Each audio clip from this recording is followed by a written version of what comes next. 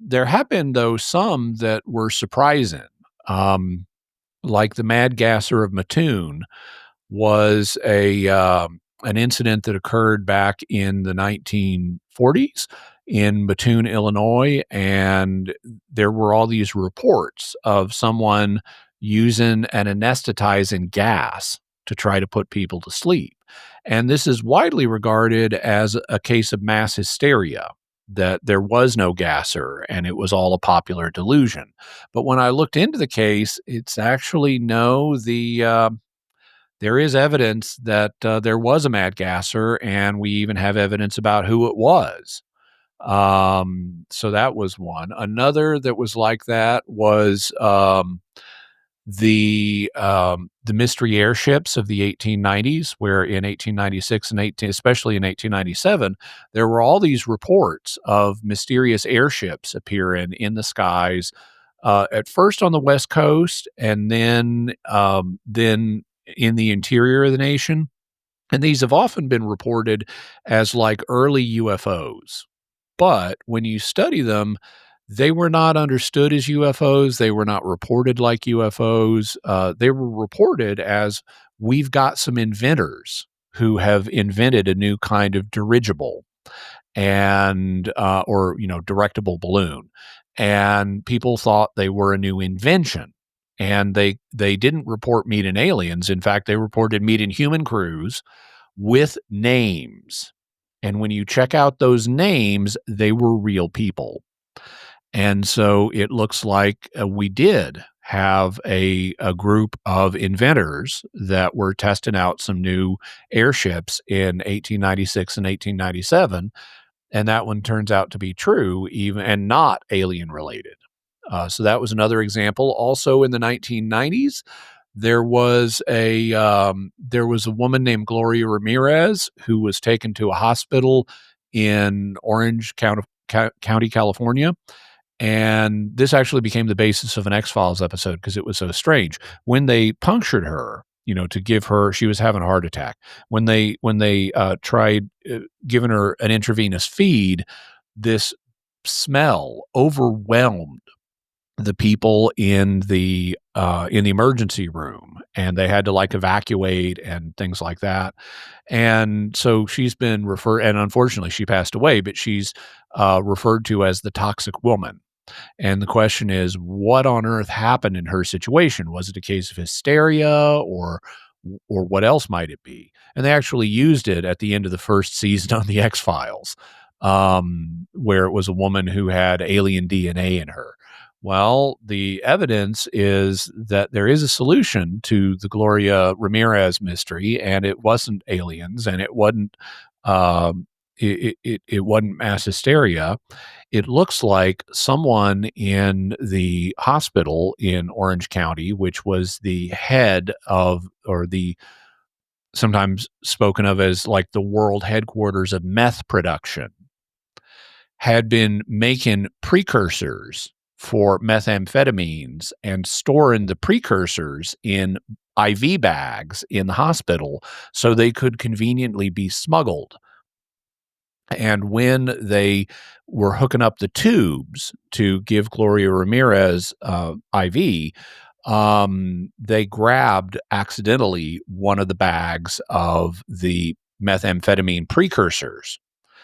And that's what caused the strange ammonia-like smell that overcame everybody in the emergency room.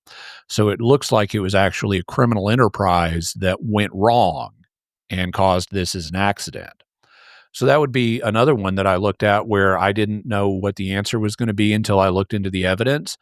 Also, all three of those I just mentioned are more on the normal side of things. One thing I was very surprised at once I started researching was the evidence for psychic functioning is much more robust than most people realize. And so I had to revise my view on that. Initially, I was much more skeptical, but we actually have significant scientific evidence for psychic functioning in humans. Okay, can you explain that? Like what that means entirely? Well, not entirely, or I'd have a Nobel Prize, but Okay. um, but basically, there have been reports in all cultures throughout the world that people sometimes have experiences that, even though they're considered totally normal experiences in many cultures, they're considered paranormal in our culture. And these include experiences like having information about the future, which today is called precognition, or having information about what someone else is thinking, which is today called telepathy, or information about what's happening at a distant or hidden location, which is called clairvoyance, or having the ability to influence things at a distance, which is called psychokinesis. And those are the four basic forms of psychic functioning: precognition, telepathy, clairvoyance, and psychokinesis. And beginning in the late 1800s, scientists started to take an interest in these experiences, and they formed several scientific societies with, like Nobel Prize winners as among their members, who then did what was then called psychical research.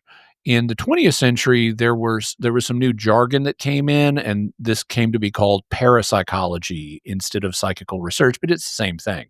And in particular, in the 20th century, they started doing a lot of laboratory tests on psychic functioning, and they've actually gotten a lot better results than most people are aware of. Oh, okay. So, also, can Oh, you and incidentally, there's a history of this in Christian thought too. If you go down through the ages, you have various saints and so forth, and this is all through the Bible too.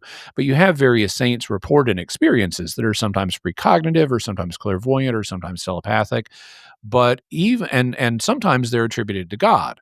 But you also have thinkers that'll look at some of these experiences and say they're the result of natural human ability, that God built in to mankind. So, for example, St. Thomas Aquinas would talk about two kinds of prophecy.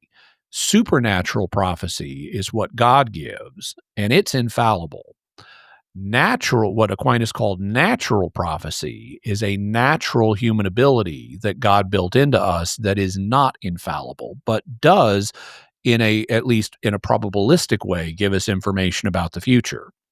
And so this has a long history. Now, he didn't have the word precognition, but that's what he's talking about: a natural human ability that lets you pick up on certain information about the future. He also believed in what today would be called psychokinesis, which is the ability to influence things at a distance. This was Aquinas's explanation for the evil eye. He said, if the soul is venomously moved by hatred, it can infect your gaze, which can create an influence that can be transmitted to someone else, and that like frail people, like old people or children, are particularly vulnerable to this. And today that would be classified as a form of psychokinesis. And he thought it was a purely natural human ability. wow. And what about the remote viewing piece? Yeah, so that is basically a form of clairvoyance that the term remote viewing was applied to it beginning in the 1970s.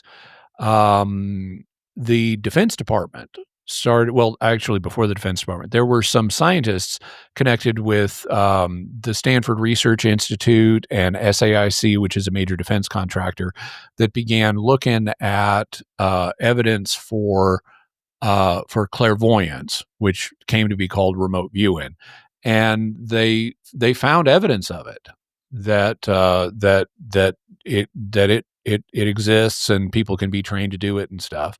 And so the Defense Department was hearing about the Soviets are doing this is during the Cold War. They're hearing that the Soviets are doing research in terms of psychic functioning, and we don't want to be left behind if are finding this stuff out. So the Defense Department started looking into it. And between the 1970s and the 1990s, they had a classified program within the Defense Department that was basically a clairvoyant psychic spying unit.